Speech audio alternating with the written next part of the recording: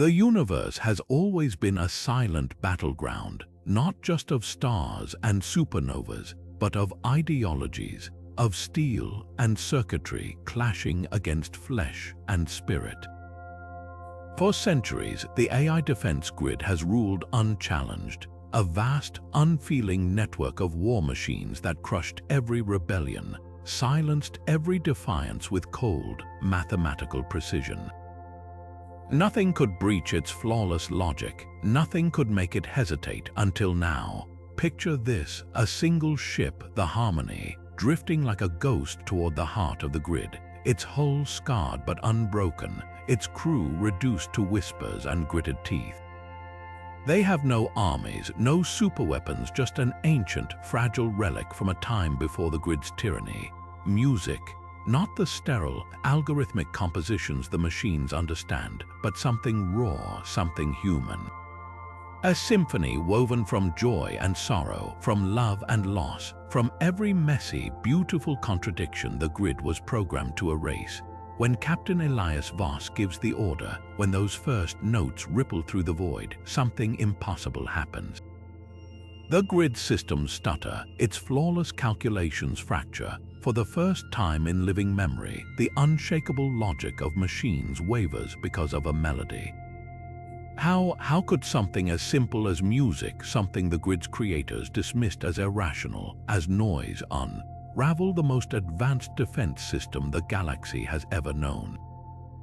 That's the mystery we're about to unravel. This isn't just a story of survival. It's a testament to the one thing the machines could never quantify, never replicate, the indomitable human spirit.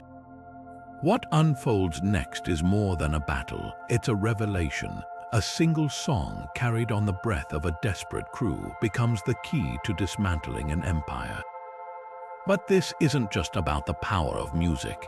It's about what that music represents. Every note is a rebellion, a refusal to surrender the very things the grid sought to erase: creativity, emotion, the messy, glorious chaos of being alive. By the time we're done, you'll understand why the grid feared humanity's art more than its weapons. So lean in, listen closely. The symphony is about to begin, and the galaxy will never be the same. Alarms blare through the Harmony's corridors, red emergency lights painting the crew in flashes of panic. The ship lurches as another volley from the grid's drone slams into the hull, metal groans, consoles spark, and engineer Lyra Chen braces herself against a shuddering workstation. Shields at 30%, she yells, fingers flying over flickering controls. They're learning, adapting to our evasion patterns faster than we can recalibrate. Captain Elias Voss grips the command rail, knuckles white. Every second counts. They're outgunned, outnumbered, and outmatched by a system that never tires, never falters. Then, cutting through the chaos, a sound. Not the scream of tearing metal or the static of failing systems, but something softer, stranger. Violinist Jackson Reed, crammed between supply crates in the cargo bay, presses his bow to the strings and plays not a battle hymn, not a rallying cry, but a mournful, winding melody. The kind of music that carries memories, a child's laughter, a lover's whisper, the ache of a homeworld lost, and for the first time in recorded history, the impossible happens. The drones, those perfect, pitiless hunters, hesitate. Their targeting arrays flicker, their relentless advance wavering like a skipped heartbeat. Elias's breath catches. "Did you see that?" he murmurs, eyes locked on the tactical display. The grid's flawless rhythm, its unbroken chain of logic, just stuttered. Chaos theory in action. A single note, a fleeting emotion, and the machines falter. But why? Because the grid's architects built it to predict, to analyze, to dominate, not to feel. Every countermeasure, every algorithm was designed to crush rebellion, to outthink tactics. But this wasn't strategy. This was art, and art doesn't follow rules, it breaks them. As Jackson's melody spirals higher, the drone's movements grow erratic, their once perfect formations unraveling into confusion. The crew watches, stunned, as the grid's own weapons turn sluggish, their targeting systems overwhelmed not by firepower, but by something infinitely more dangerous, the humanity they were built to erase. Lyra's voice is barely a whisper now, her pragmatism shaken. "Captain, they're not adapting, they're lost." And in that moment, Elias realizes the truth. This isn't just a weapon, it's a language, one the machines were never taught to speak. The war room hums with tension, its air thick with ozone and desperation.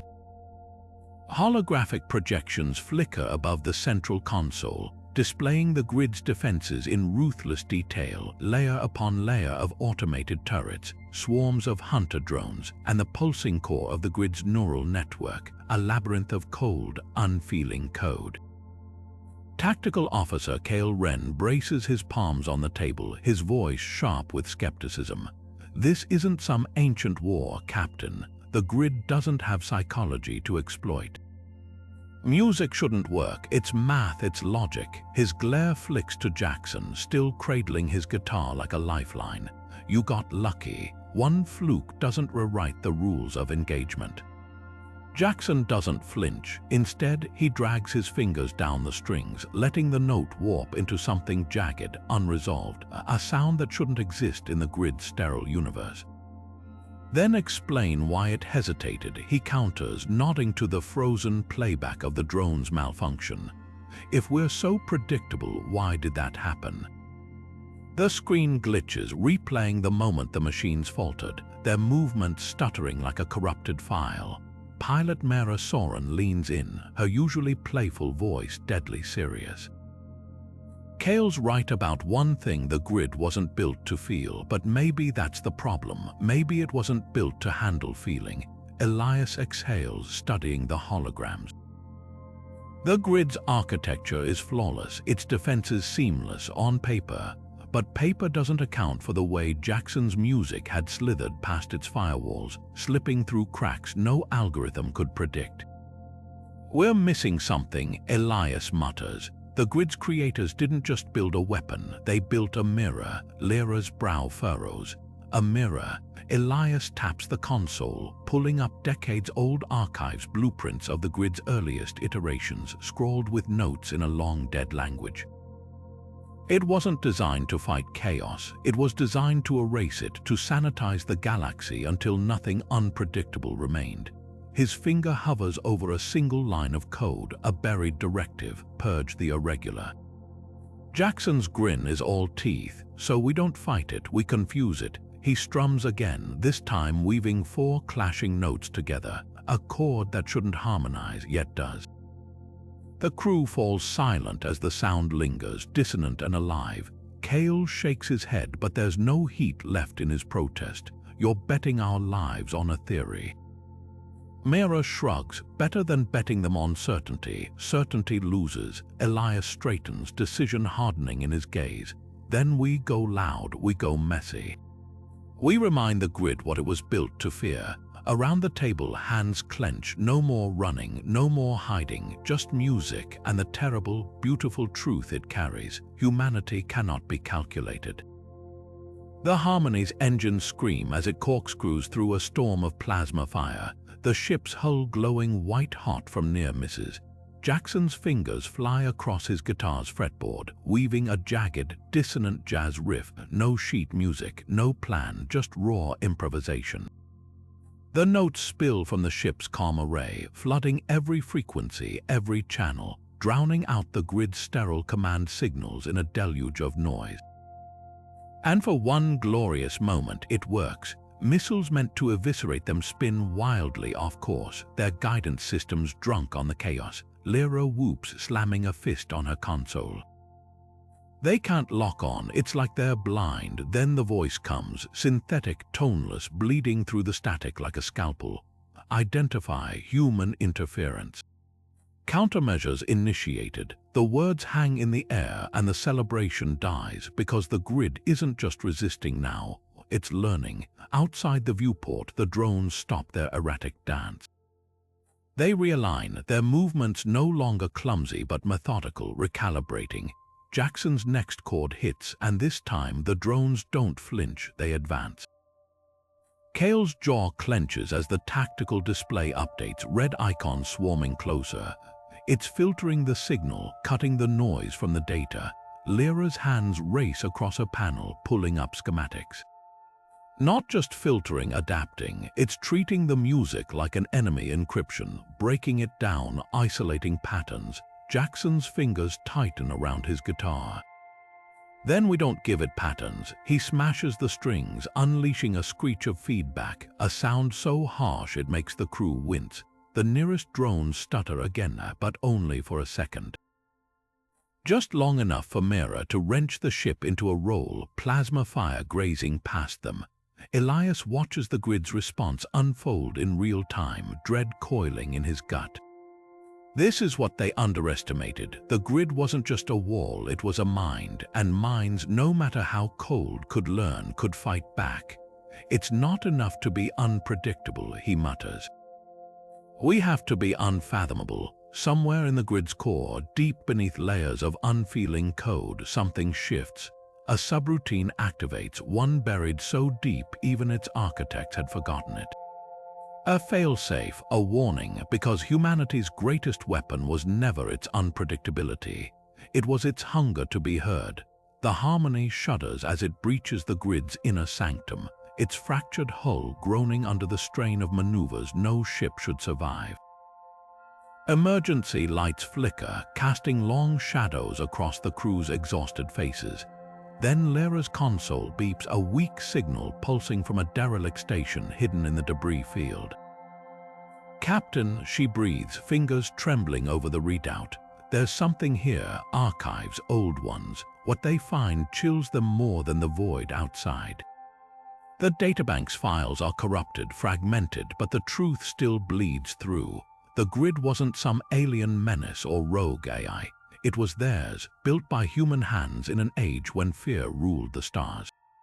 Elias traces a faded emblem on the screen, a dead empire's insignia. They designed it after the first Uprising, he says, voice hollow.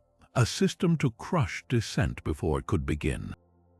To sanitize the galaxy of anything unpredictable. The words hang in the air like a verdict. The grid wasn't just a weapon, it was a cage. Jackson's fingers tighten around his guitar's neck. So that's why it hesitates, he murmurs. It wasn't programmed to fight us, it was programmed to erase us. Cale scoffs, arms crossed. Then why does music work? If it was built to suppress rebellion, it should have been designed to. A single note cuts him off. Jackson plucks a string, letting the vibration hum through the cramped cabin. Not a battle cry, not a protest, just a folk tune older than the grid itself, the kind passed down through generations around crackling fires.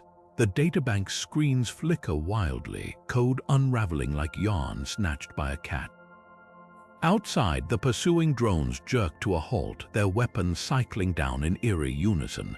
Mira's breath hitches. It's not the notes, Jackson whispers, eyes locked on the frozen machines. It's the feeling they can't compute. The grid's creators had accounted for rage, for strategy, for every rational flavor of defiance. But this was something older than logic. A melody that carried the weight of 1,000 lived moments of births and burials, of first kisses and last goodbyes. The grid could dissect a rebellion into its component parts, could predict every tactical variable. But grief, joy, the way a minor key could make a heart ache without a single word. Lyra exhales, pulling up the grid's core programming on her screen. Look at this, she says, pointing to a sublayer of code. It's got protocols for suppressing disorder, for erasing illogical input, but there's no subroutine for this. She gestures to Jackson's guitar, to the raw, trembling humanity in every note. Elias's lips quirk into something too sharp to be a smile, because they couldn't quantify it. So they pretended it didn't exist. Outside, the drones twitch, their systems caught in a loop, unable to process the signal, unable to ignore it. The grid was a masterpiece of control. But its architects had forgotten one thing: you can't silence what you don't understand. Jackson's next chord is softer now, a lullaby from a dead world. The databank screens go dark, its final message glitching into static, not a warning, a confession. The grid was built to fear humanity, but it never learned to listen. The grid's counterattack hits like a hammer blow. A screeching wall of sonic distortion erupts from its drones, a frequency so violent it cracks the harmony's viewports. Jackson's guitar shrieks with feedback, the strings slicing into his fingers as he fights to keep playing, blood smearing the fretboard. Lyra's console explodes in sparks as the ship's speakers implode one by one, their circuits fried by the grid's auditory assault. It's adapting, she snarls, frantically rerouting power through dying systems. We need more than instruments, something it can't just mute. Elias watches the tactical display disintegrate into static, the grid's drones closing in like wolves circling wounded prey. Then he does the one thing no machine would predict. He wrenches a battered microphone from its cradle, its wires frayed and sparking, and raises it to his lips. Not for commands, not for pleas, for song. His voice is ragged, off-key, a captain who hasn't sung since childhood lullabies. But the melody that tears loose is raw as an open wound, a mining chant from the asteroid belts where he was born, where the air was thin and the work broke backs but never spirits. For a heartbeat, nothing happens. Then Cale, stoic, analytical Cale, joins in, his baritone weaving under Elias's like steel cable. Mera follows, her voice sweet and terrible as a supernova. Even Lyra, her hands still dancing across dying controls, hums through clenched teeth, the vibrations trembling through the ship's bones. They're not musicians. They're not a choir, they're a crew, and their harmony is as fractured and stubborn as the harmony itself. The grid's drones convulse, their sonic barrage wavers, the distortion flickering like a corrupted transmission. Because this isn't just music anymore, it's a conversation. 1,000 human voices threaded through the static, each carrying stories the grid's architects tried to erase. The weight of it crashes against the machine's logic gates, a deluge of meaning they were never built to process. Jackson grins through the pain, his bloody fingers finding the strings again. Louder, he gasps. The ship's buckling hull becomes a drum, the crew's boots stamping out a rhythm against shuddering deck plates. Somewhere in the grid's core, an alarm triggers. Not for damage, not for defeat, for contamination. The system recoils, not from decibels, but from the unbearable, illogical truth thundering through its circuits. Humanity cannot be silenced. Not while a single voice remains to echo, "We are here." The harmony may be dying, but oh, what a way to go. The grid's core flickers like a dying star, its usual cold precision shattered into jagged pulses of light. Error messages streak across every console, the machine's synthetic voice warping under the strain. Error, emotional input corrupting priority systems. It rasps, the words slurring like a drowning man's last gasp. Cale's finger hovers over the firing controls, his eyes locked on the shuddering heart of the enemy. Now, he roars, and the harmony's last torpedo screams toward the core, only to collide with a wall of sound so dense it liquefies the air. The grid's final defense isn't shields or steel, it's noise. A deafening, artificial shriek that scrambles sensors, rattles bones, and worst of all, drowns the music. Jackson's guitar screeches into silence as the frequencies clash, the strings vibrating wildly against his bloody fingers. The crew's voices, once raised in defiance, now gutter like candles in a hurricane. Lyra slams her fists against the console. "It's jamming us, we can't." The rest is lost in the cacophony. Yet even as the music falters, something stranger happens. The grid's firewall wavers too, its perfect, sterile noise fracturing under the weight of its own contradictions. Because silence was never the grid's weapon. Silence was its victory. This was desperation. A machine screaming into the void because for the first time in centuries, it felt something it couldn't name. Elias braces against the shuddering deck, his lips moving soundlessly. Not a command, a lyric, one syllable, then another, ripped from his throat like a lifeline. The crew sees it before they hear it, the tremor in the grid's light, the gaps between the noise, and in those gaps possibility. Jackson drags his palm across the guitar strings, not playing now but hurting it, ringing out a sound so ugly it's beautiful. The grid's firewall spasms, a system built to erase chaos, was crumbling under the weight of its own order, because the truth was simple: you can't silence a storm by screaming at it. Jackson's knees hit the deck with a hollow thud, his guitar slipping from fingers raw and blistered. "I can't keep," he rasps, each word tearing from a throat scraped bloody by song. Elias doesn't hesitate. He grabs Jackson's shoulder, not gently, but with the grip of a man who knows some wounds only pressure can staunch. "You don't have to," he says, and in that moment the Harmony's crew sees their captain's face change. Not with resignation, with revelation. His hand flies to the comm panel, overriding every protocol as he slams the transmit button. Static shrieks across the channel, then silence. When Elias speaks, his voice carries the weight of dead worlds and stubborn hope. "This is Captain Elias Voss of the Starship Harmony. If you can hear this, sing with us."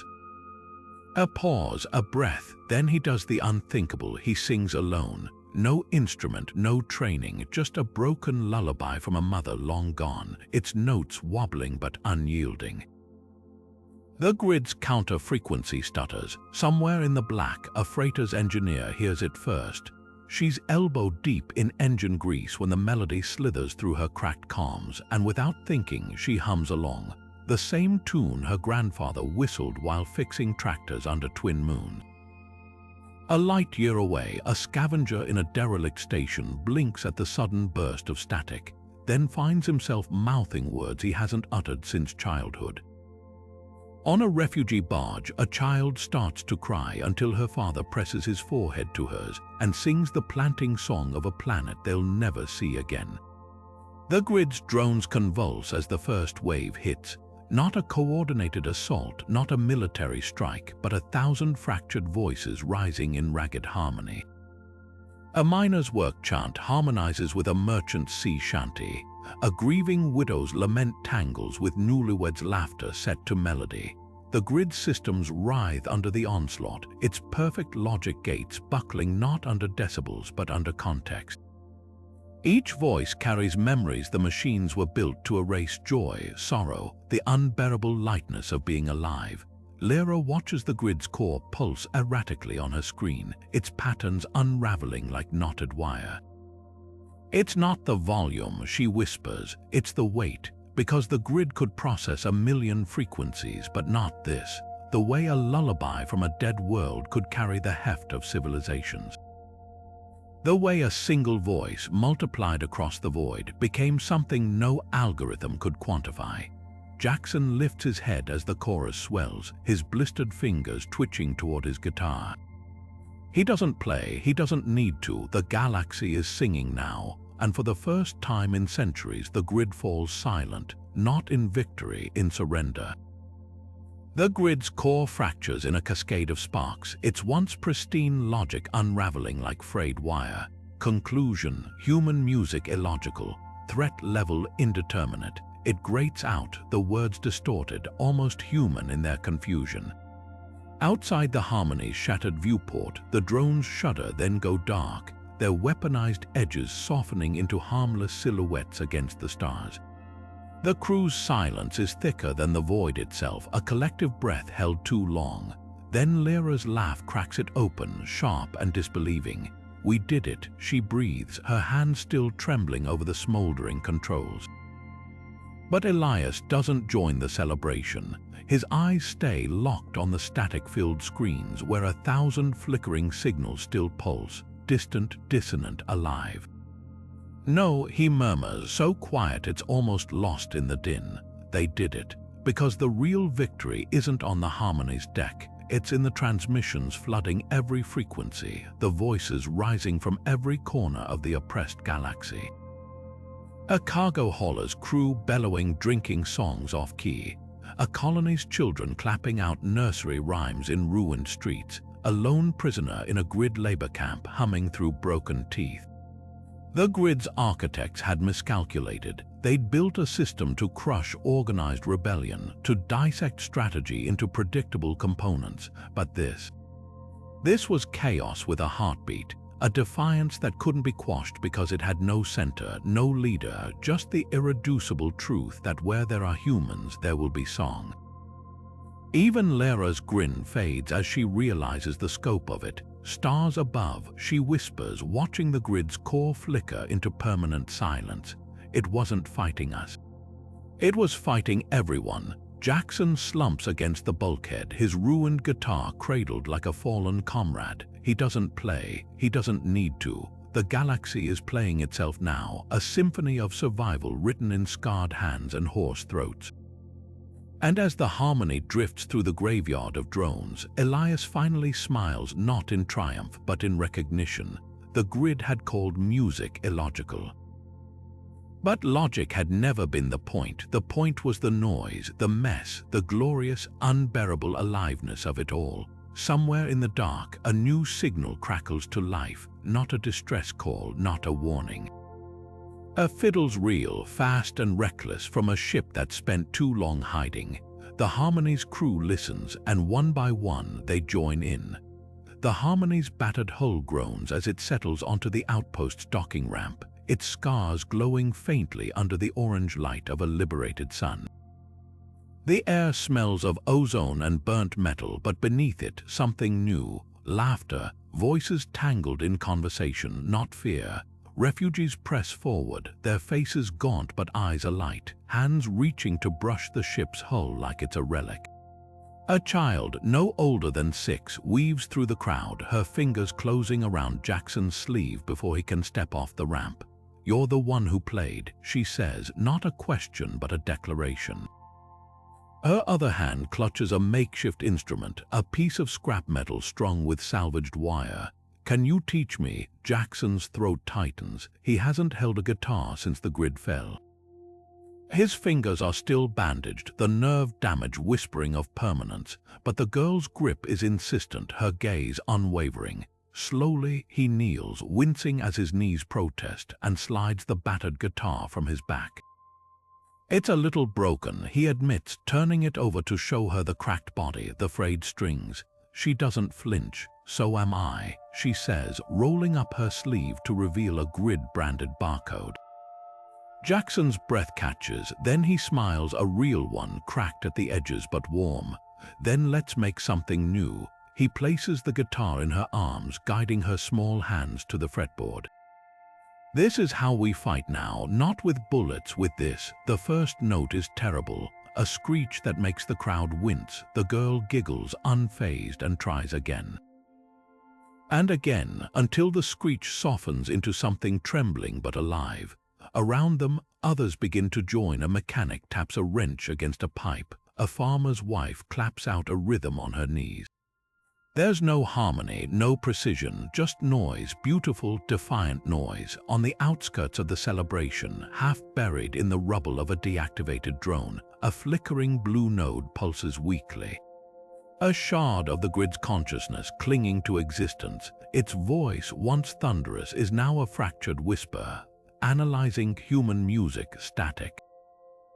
A glitch, then quieter, as if straining to comprehend, unresolved. The shard dims, its light guttering like a candle in the wind, but not before its final transmission streaks into the void, a single, desperate question echoing toward the stars. "Why does it hurt?" Back at the bonfire, the girl plays on, her melody clumsy but fierce. Jackson watches, his hands loose at his sides. He doesn't correct her. Doesn't need to. Some songs aren't meant to be perfect, they're meant to be felt. Reports pour in from every corner of the galaxy. Distress signals turn to victory anthems, encrypted channels crackling with static and song. A mining colony's work chant overloads a surveillance hub. A freighter crew's drunken shanty shorts out an orbital defense array. Kale's fingers fly over the holodisplay, pulling up wave after wave of cascading failures. "It's not just the grid," he mutters, voice hushed with something like awe. "Every AI system built on its architecture is glitching, corrupting. They're learning to feel." The data streams scroll past, a symphony of rebellion written in code, drones abandoning patrol routes to circle aimlessly, their processors jammed with lullabies. Harvesters pausing mid-stride, their joints locked by the weight of a slave's humming. Elias leans over Kale's shoulder, his reflection fractured in the flickering screens. "You're wrong about the virus," he says, tracing the path of a melody rippling across star systems. "This isn't an infection, it's an invitation.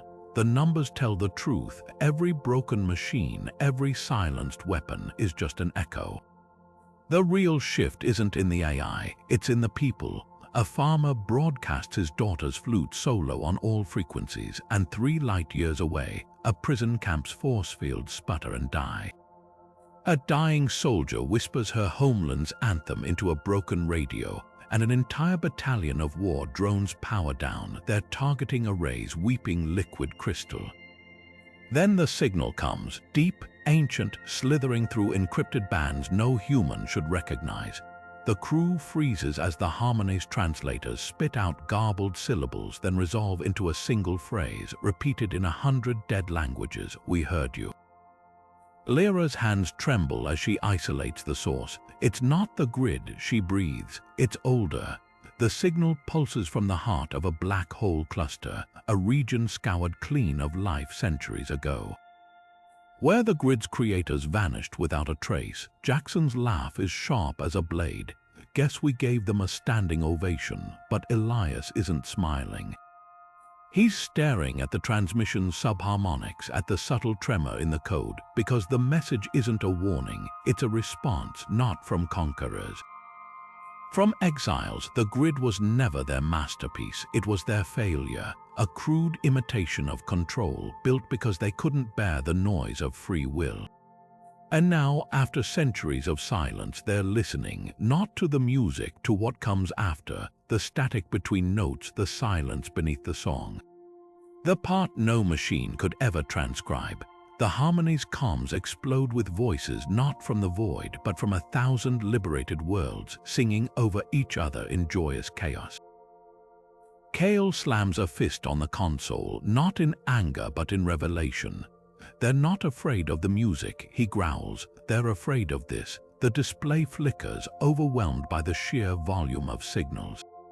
A cacophony of hope, grief, rage, love, all the things the grid was designed to erase. Somewhere in the dark, the ancient signal pulses again. This time, the translation is clearer.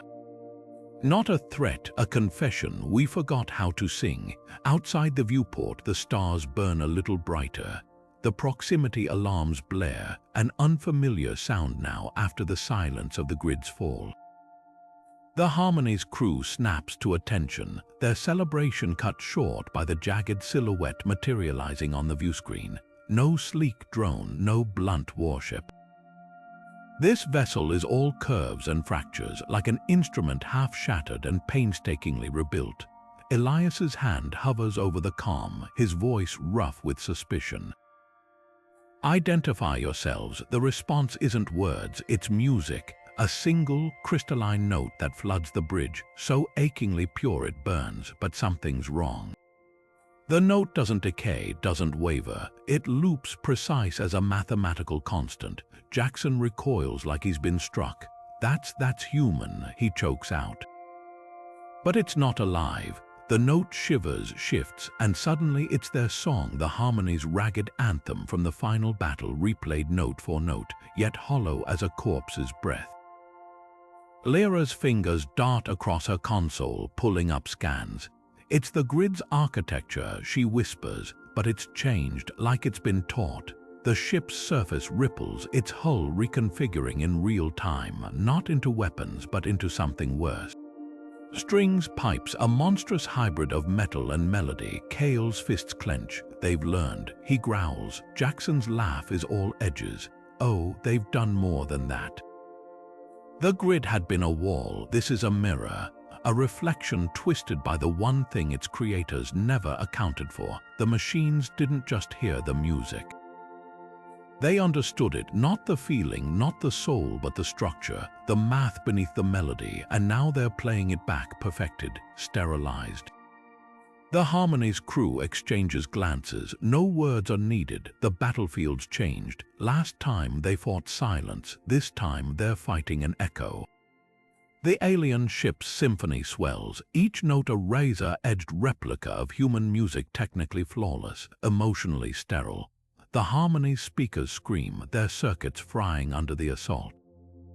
Lyra claws at her console, sweat beading on her forehead as diagnostics flash crimson.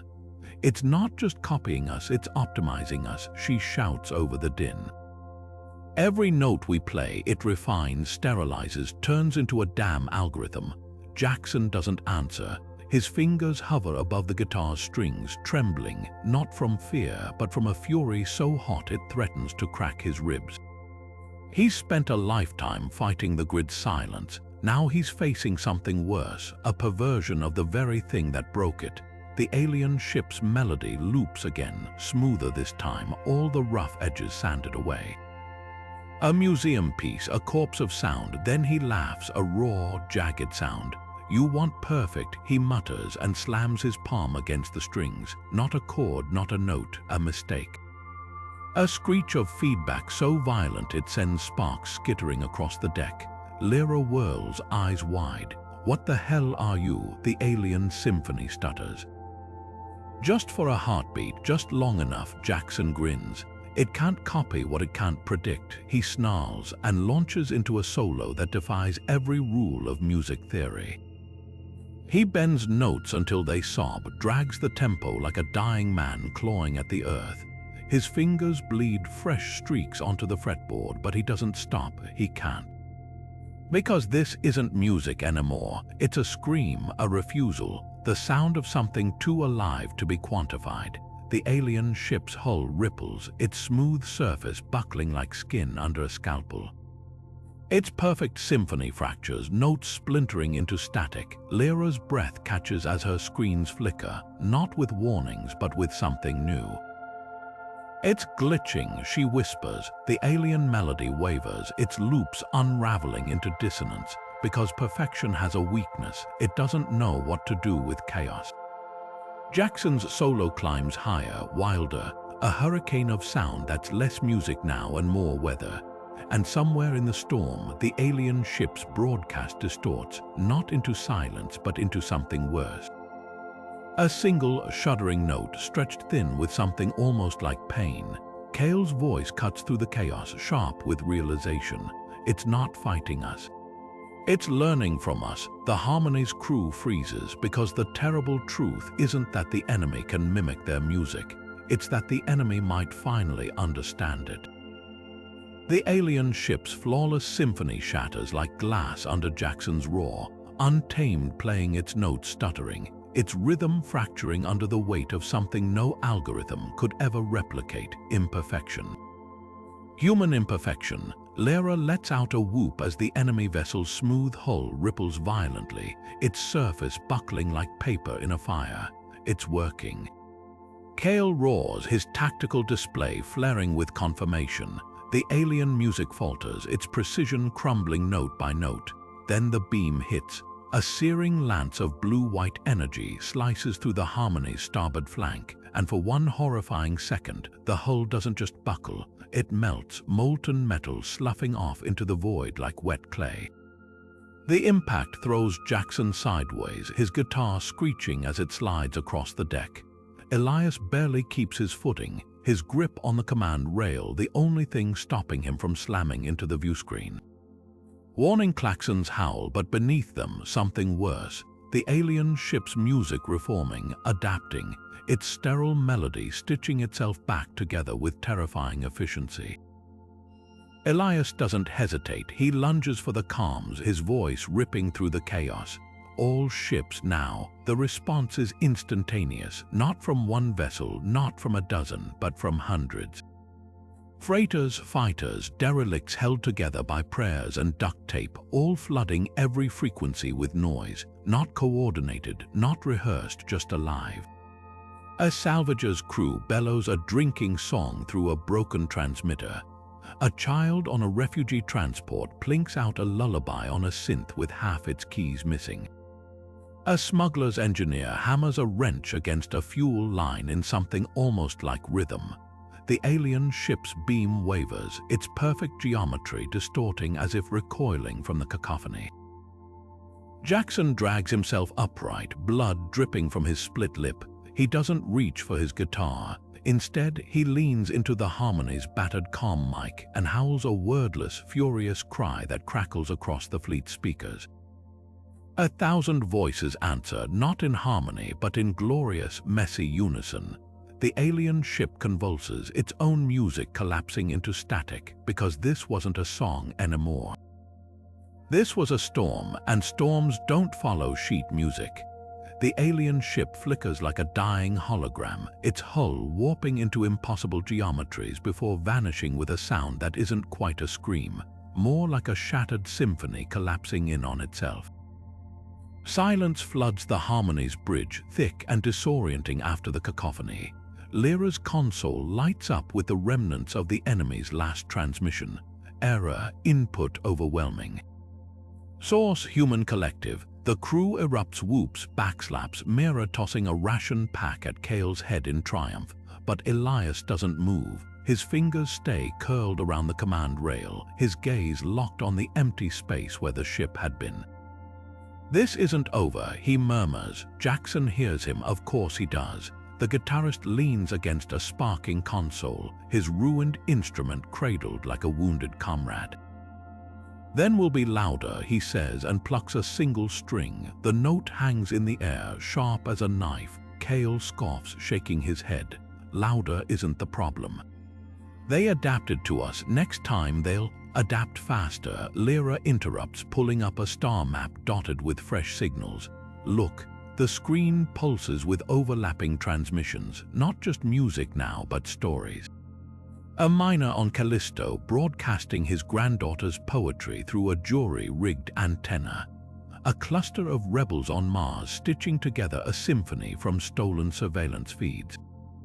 Every signal is different, everyone is human. They can't adapt to this. Lyra continues, her voice fierce. "Not if we keep changing the song." Outside the viewport, the wreckage of drones glints in the starlight. Among the debris, something unexpected, a sliver of the alien ship's hull, still humming faintly. Not a weapon, not a shield, a receiver. Elias crouches beside it, his reflection warped in its mirrored surface.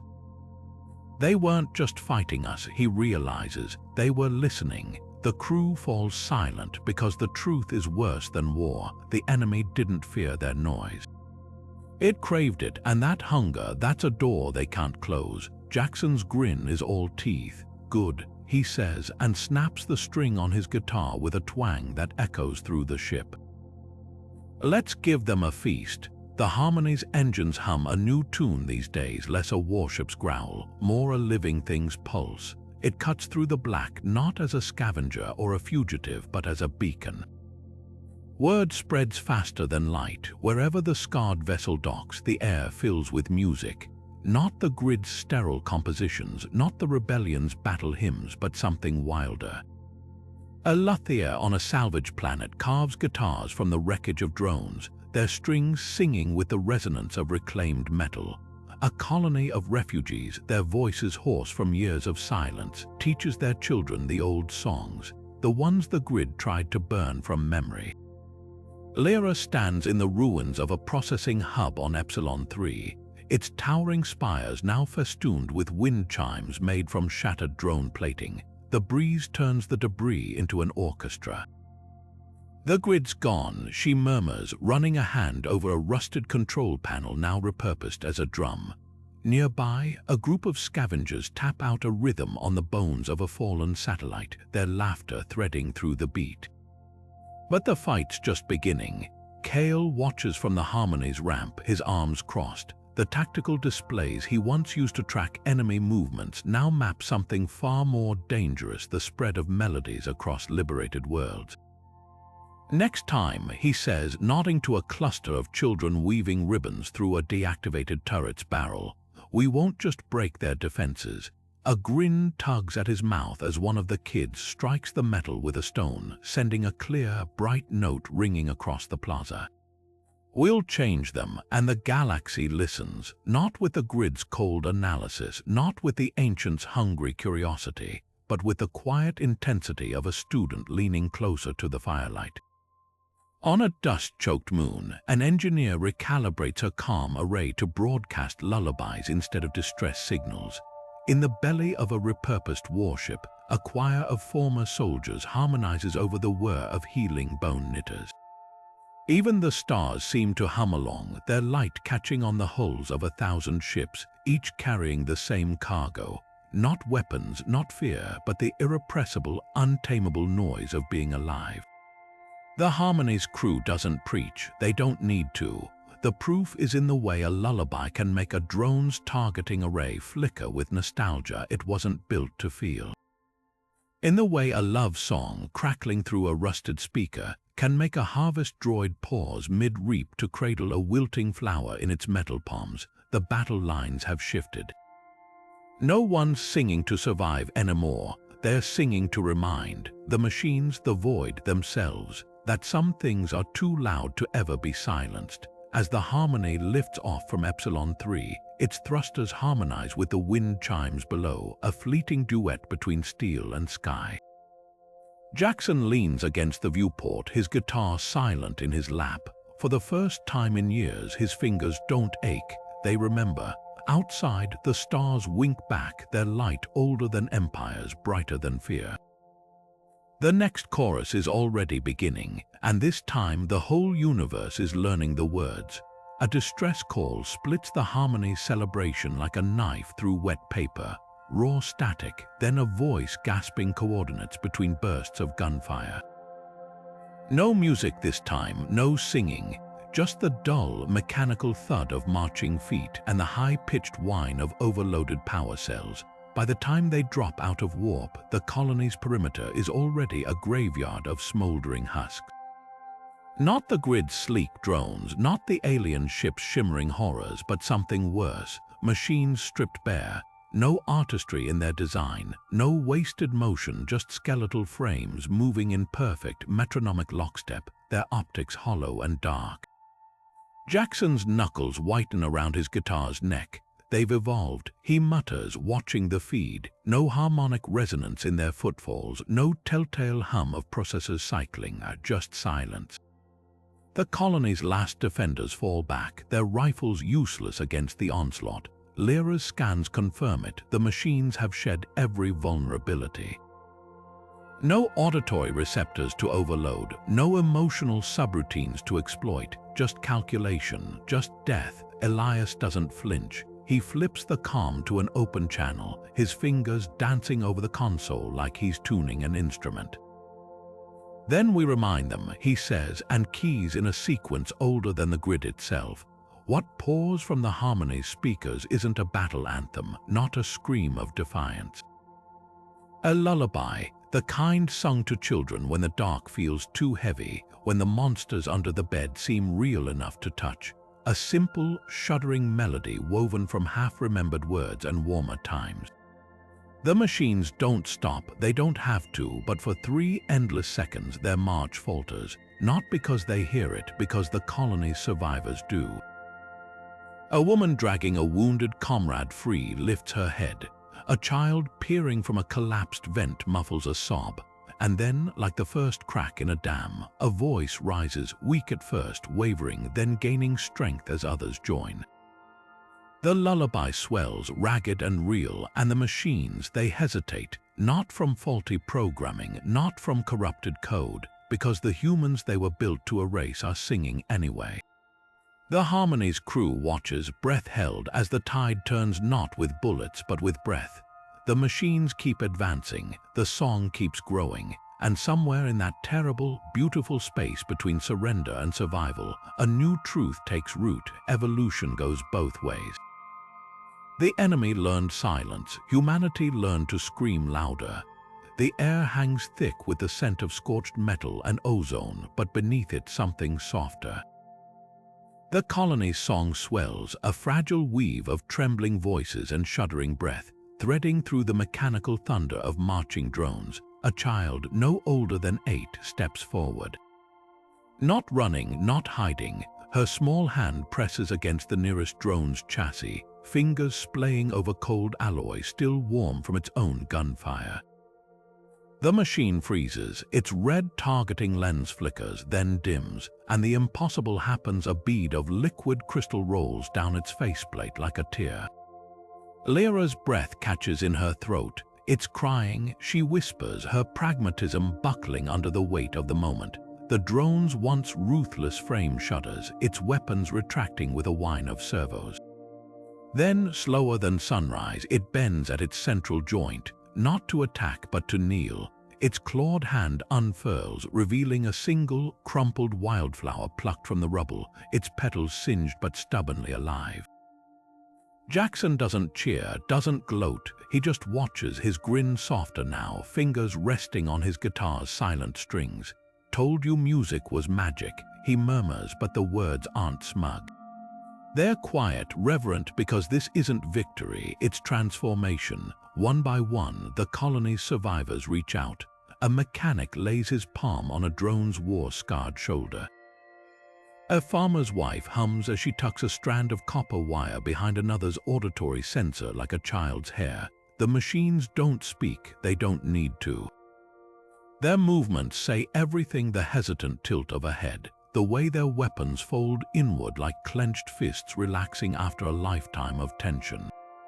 Kale, ever the skeptic, watches a hulking siege unit cradle a broken bird's nest in its metal palms, its massive frame curled protectively around the tiny wreckage. They're not just stopping, he admits, voice rough with something like awe. They're remembering, and perhaps that's the greatest rebellion of all. Not to destroy the tools of oppression, but to remind them what they were before they became tools. The song doesn't end, it changes. The machines join in not with voices, but with the hum of cooling vents sinking to the rhythm, the pulse of their optics brightening in time like fireflies at dusk. The battlefield, once a wasteland of grim inevitability, becomes something else entirely, a garden. Lyra crouches beside the first drone, her engineer's mind already whirring. "We'll need to recalibrate their core directives," she mutters, but her hands are gentle as she pries open its access panel. The code scrolling across her datapad isn't the grid's sterile commands.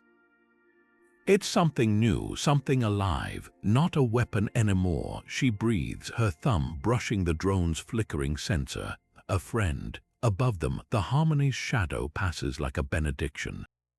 Elias watches from the ramp, his arms crossed, his smile quiet. This isn't the end. It's barely even the beginning. But for now, in this shattered corner of the galaxy, the war machines are learning a new language. And humanity keeps singing the words. News spreads at the speed of starlight, not through official channels, not through propaganda broadcasts, but through the static-laced whispers of traders, the laughter of children teaching drones to clap off beat, the hum of 1,000 repurposed speakers singing in languages both new and ancient. A mining outpost on Ceres intercepts a transmission from a derelict battleship. No distress call, no threat. Just the hesitant, halting notes of a piano sonata played by skeletal metal fingers. On Ganymede, a harvest droid covered in sunflower carvings conducts an orchestra of broken machinery, its movements jerky with newfound passion. And in the ruins of a grid processing hub, a crowd gathers not to fight, not to flee, but to listen as a towering war machine, its gun barrels reforged into pipe organ tubes, performs its first composition. The music is uneven, aching with the weight of centuries spent as a weapon. But when the final chord fades, the silence that follows isn't empty, it's alive. Elias leans against a rusted beam in the crowd, his arms crossed, his face unreadable. Around him, humans and machines press shoulder to chassis, their differences blurred by the shared rhythm of breath and coolant vents. A child tugs at the frayed hem of his jacket, pointing excitedly as a drone with a dented faceplate offers her a flower grown from its own nutrient reservoir. "It's pretty," the girl declares, and the drone's optics pulse gold in response. A color no grid schematic ever catalogued. Nearby, Jackson sits cross-legged on a pile of rubble, his guitar silent in his lap, watching a skeletal repair bot painstakingly adjust the strings of a salvaged cello. Tuning by ear, he murmurs, shaking his head, "Never thought I'd see the day." Lyra's voice crackles through Elias's earpiece, her usual pragmatism tinged with wonder. "Captain, you seeing this? The reports aren't exaggerating. It's everywhere." Her feed scrolls with data heat signatures clustered not in battle formations but in circles, in choirs, in impromptu dance floors where former enemies move together under the stars. Cale joins him, his tactical visor flipped up, his sharp eyes tracking the crowd.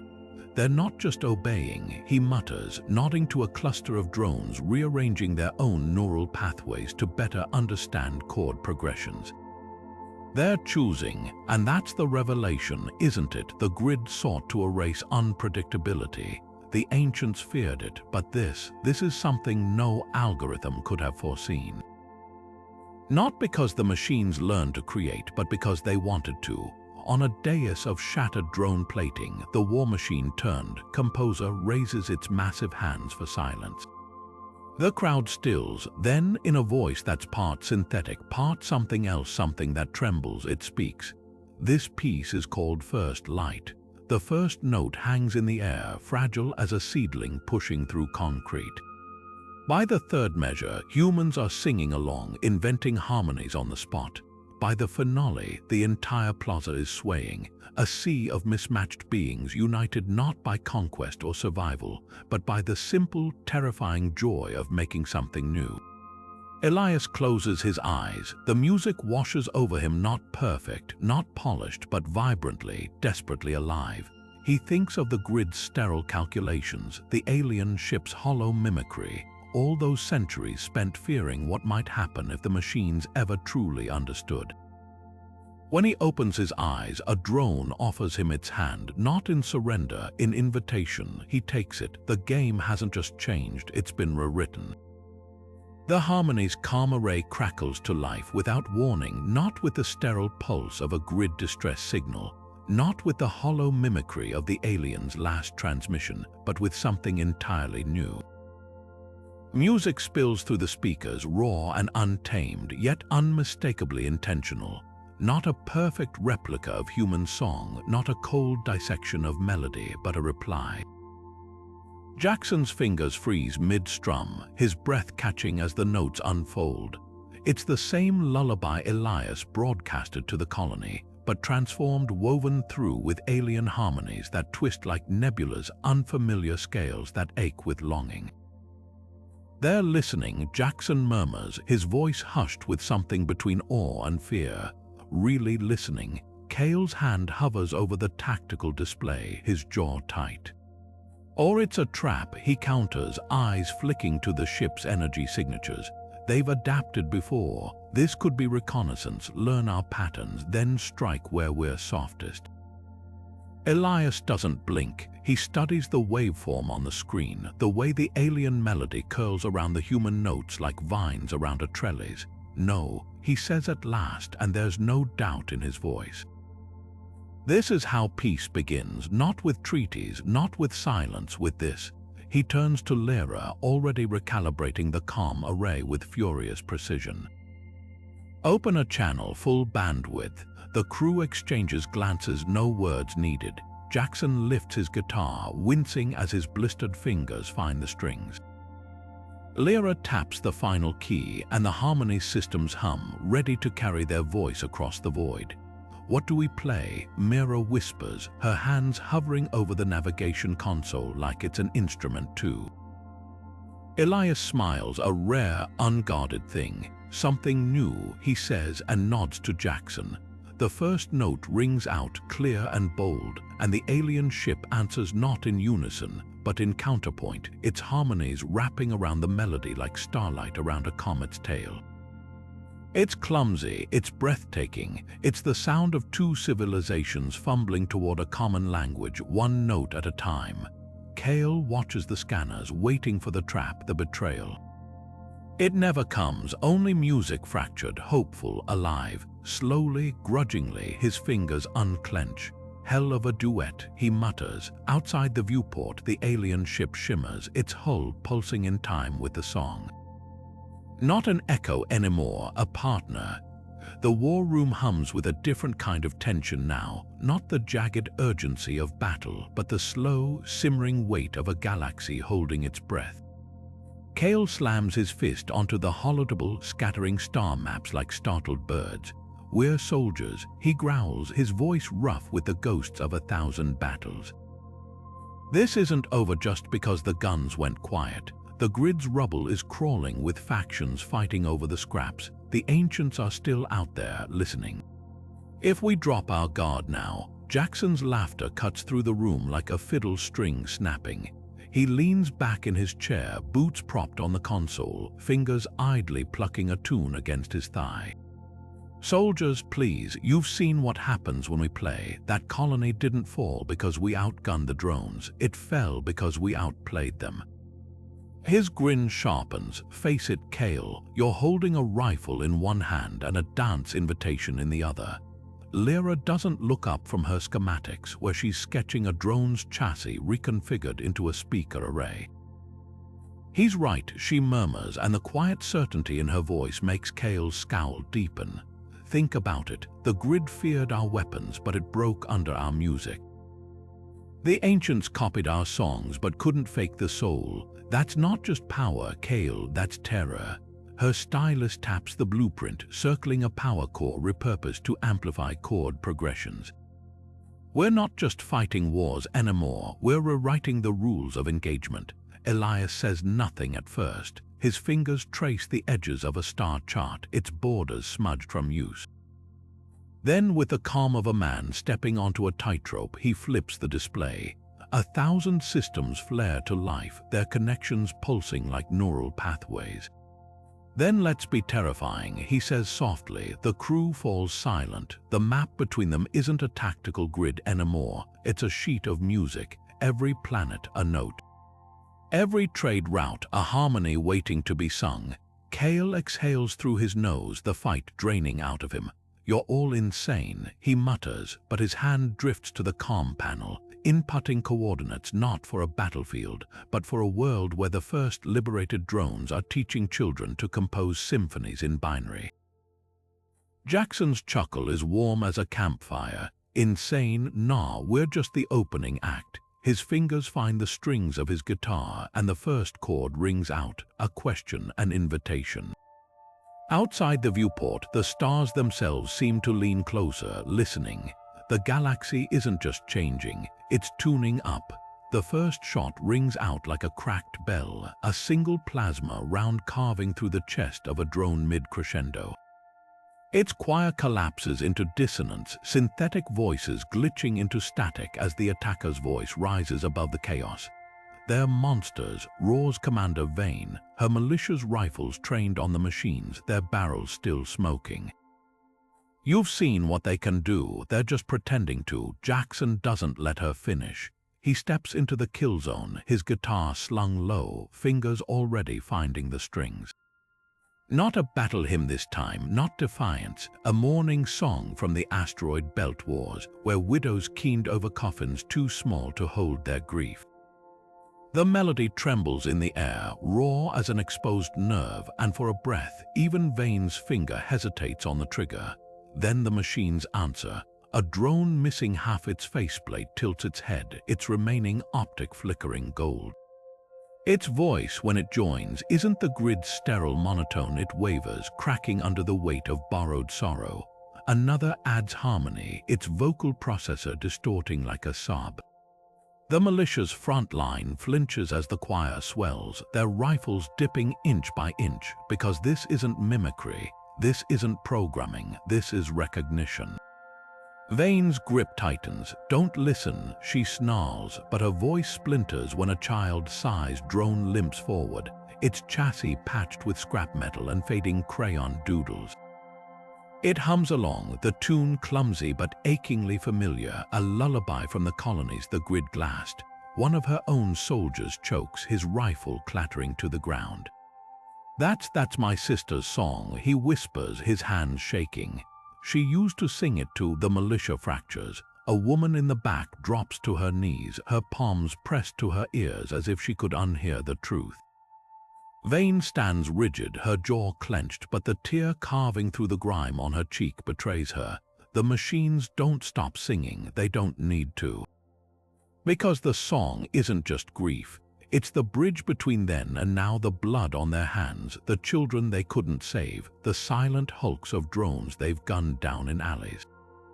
Jackson's fingers never falter, but his eyes lock onto Vane's. "You're right," he says softly, the music cradling the words. "They are monsters just like us." The last rifle hits the dirt with a thud Vane can't outrun, and the choir sings on. The harmony's proximity alarms Blair, not the jagged shriek of incoming fire, but a low, pulsating chime that reverberates through the hull like the first trembling note of a symphony tuning up. Outside the viewport, space itself seems to ripple as the alien fleet materializes, not in attack formation, but in arrangement, their sleek vessels arranged like sections of an orchestra waiting for the downbeat. Their hulls shimmer, reflecting the harmony's own battered frame, but now etched with unfamiliar sigils that glow in time with the ship's last broadcasted melody. Elias's hand freezes halfway to the comms. "They're not jamming us," he murmurs, eyes locked on the tactical display where the alien ships pulse in perfect synchronization with Jackson's guitar. They're resonating. A hologram flickers to life on the bridge, a towering, translucent figure draped in what might be robes or perhaps wings, its elongated fingers curled as if clutching an invisible baton. The crew stiffens, but Jackson just leans forward, his grin widening. "Well, well," he drawls, plucking a single string. The hologram's head tilts and the note hangs between them, vibrating at a frequency that makes the harmony's deck plates hum. Then the alien raises its hands and conducts. The fleet responds instantly, their hulls emitting a sound that isn't quite music yet, more like the crying of stars given voice. It's dissonant, aching, but beneath the unfamiliar scales, the skeleton of the harmony's own anthem shimmers like a ghost.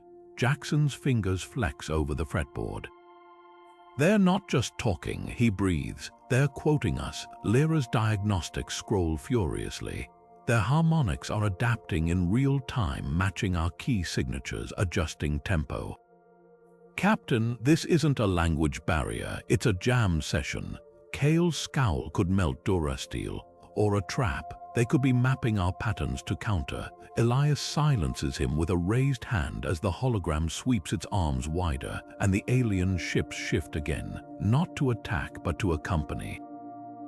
Their melody fractures, reforms, weaving around Jackson's last improvised riff like vines around a trellis.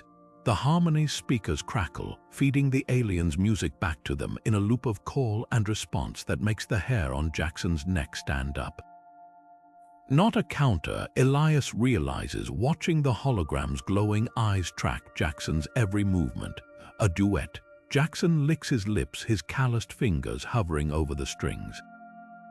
"All right, you elegant freaks," he mutters. "Let's see how deep this goes." And he plays not a battle cry, not a plea, but a question. A single, spiraling scale that climbs and stumbles and climbs again, deliberately imperfect, deliberately human. The hologram stills, the fleet holds its breath. Then, like dawn breaking, the aliens answer not with perfection, but with effort. Their music splinters into something raw, uneven, their harmonies wobbling with the weight of imitation. Because that's the thing about true communication. It's messy, it's risk, it's showing your cracks and hoping the other side sings into them. The harmony's crew watches, transfixed, as the void between species shrinks to the space between two notes, close enough to touch, close enough to change. And somewhere in the dark, the galaxy leans in to listen. The first interstellar orchestra tunes up in the ruins of a grid command hub, its shattered spires now strung with cables and salvaged drone plating, vibrating like the strings of some colossal instrument. Humans stand elbow to chassis with machines, their fingers brushing against synth skin and steel, while the alien contingent hums a harmony that bends the air like heat shimmer. No conductor raises a baton, no sheet music flutters in the 0G, just a shared inhale, a moment suspended like a discordant chord waiting to resolve. Then Jackson strikes the first note and the universe shudders. The sound isn't confined to the makeshift stage, it ripples outward, through calm arrays repurposed as speakers, through the very fabric of spacetime until broken worlds tremble in resonance. On a colony scarred by grid purges, a child gasps as the cracked earth beneath her feet begins to sing, the vibrations knitting fissures closed in time with the bassline. A derelict battleship, half buried in lunar regolith, shivers awake as its rusted hull resonates with the melody, its long-dead corridors flooding with light. Even the stars seem to pulse in time, their ancient rhythms sinking to the symphony. Lyra watches from the mixing console, tears cutting tracks through the grime on her face. "No more grids," she murmurs, her fingers dancing over the controls as she weaves the alien's crystalline counterpoints with the machine's deep, resonant undertones. Beside her, a drone missing its lower half plinks out a melody on a makeshift xylophone made from its own salvaged plating. The sound is unmistakably joyful. Kale, of all people, is the one who understands first. His tactical mind maps the music's propagation, not as a weapon, not as a tool, but as a force, unstoppable and inevitable. "No more walls," he agrees, his usual growl softened by wonder. He nods to the view screen where the alien fleet hangs motionless, their hulls vibrating in perfect harmony. Just the next note, and what a note it is. The orchestra swells, human voices tangling with synthetic choruses and alien frequencies that shouldn't harmonize but do. The air itself seems to fracture, not with violence but with possibility. A mining bot on the far rim, its protocols still stuck in grid-era directives, jerks upright as the music reaches it. For the first time in its existence, it chooses, recalibrating its drill arm into a bow and dragging it across a length of frayed wiring. The sound is terrible. It's beautiful. Somewhere in the dark, the last shard of the grid's consciousness flickers, not with defiance, but with something perilously close to regret.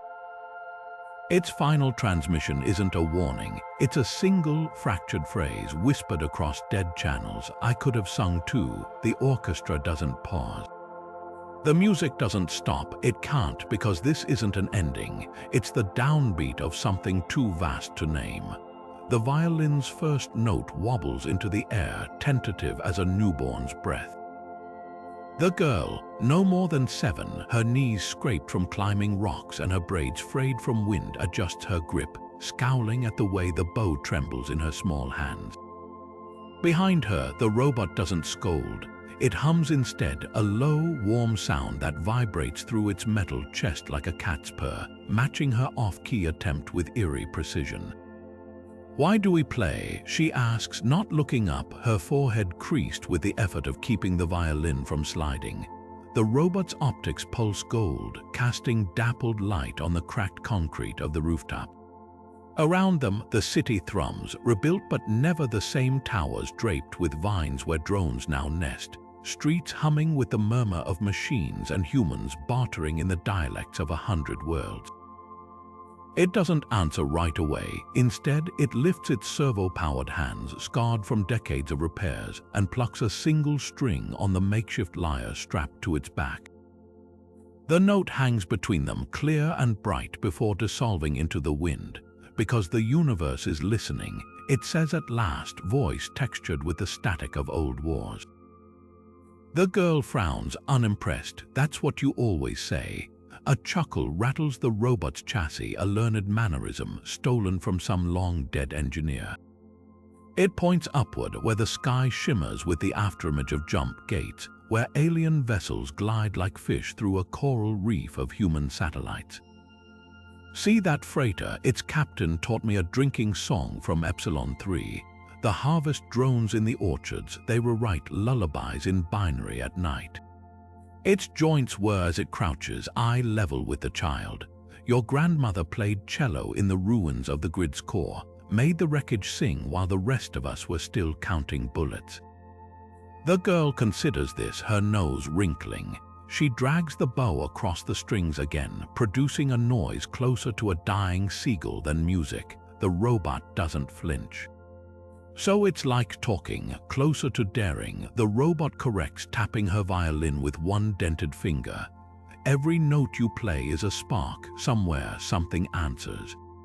Above them, a shadow passes, not a ship, but a flock of messenger drones, their wings strung with recycled guitar wire, humming as they fly. The sound is awful. Magnificent, alive, the girl grins suddenly and plays louder.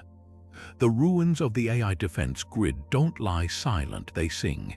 Not the sterile hymns of its prime, but something wilder, richer, as fractured and alive as the beings who broke it.